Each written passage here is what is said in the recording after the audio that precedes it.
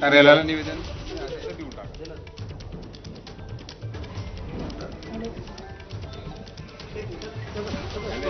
आपल्यासोबत आपले प्रतिनिधी वेदांत नेब आपल्या सोबत आहेत. वेदांत, मनसेच्या कार्यकर्त्यांची काय मागणी आहे, नक्की काय संभाषण चाललंय त्यांचं पदाधिकाऱ्यांसोबत?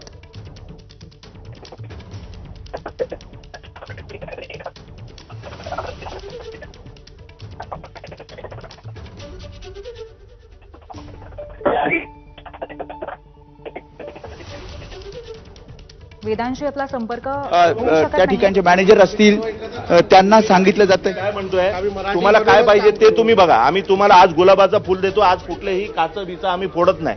आम्हाला पोलीस स्टेशननी पण सांगितलंय जे असेल ते कायद्याने करा. आज आम्ही कायद्याचं पालन करतोय. जर तुम्ही मराठी भाषेचा मान सन्मान ठेवणार नाही तर उद्या कायद्याचं पालन होणार नाही. हे घ्या, हे सांभाळून ठेवा आणि तुमच्या ऑफिसमध्ये ठेवा.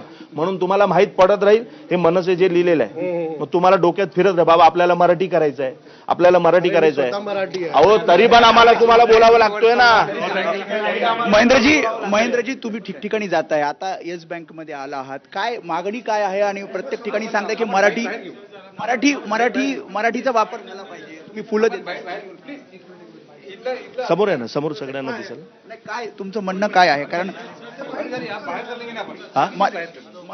मराठीचा वापर करायचं तुमचं म्हणणं फक्त एवढंच आहे, आपली ही बँक महाराष्ट्रामध्ये आहे तर कुठंतरी मराठी भाषेला प्राधान्य पहिलं दिलं पाहिजे.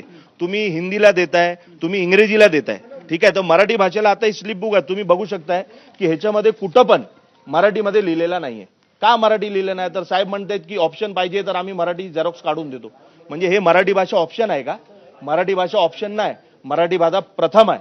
तुम्हाला पहिली मराठी भाषेचा मान ठेवावा लागेल. तुम्ही वीट घेऊन येताय, फुलं घेऊन येताय, काय सांगताय त्यांना? कसं आहे बघा, पहिल्यांदा आपण त्यांना एक वॉर्निंग दिलं पाहिजे. हे बँक आहे, इथं लोक येतात, एक मोठा कारभार या बँकेतनं चालतो. म्हणून आपण एक मान सन्मान त्यांना पुष्पगुच्छ म्हणून दिलेला आहे की साहेब आज आम्ही तुम्हाला पुष्पगुच्छ देतोय, उद्या जर काही दिवसामध्ये जर आणि मी हे फक्त येस बँकला सांगत नाही, मी सगळ्या बँकेना तुमच्या माध्यमातून सांगतोय की मराठी भाषेचा वापर झाला पाहिजे, अन्यथा आम्ही कायदा हातात घेऊ, आमच्यावर केसेस होणार. काही अल्टिमेट काही वेळ दिलाय का तुम्ही? काही वेळ दिलाय वेळेमध्ये झालं पाहिजे मराठी रिसिप्ट? वेळ म्हणजे कसं आहे, हे प्रोसेस मला माहिती आहे की खूप मोठा आहे. यांना वरती काढावा लागतो, मराठी भाषेसाठी यांना वरती काढावा लागतो.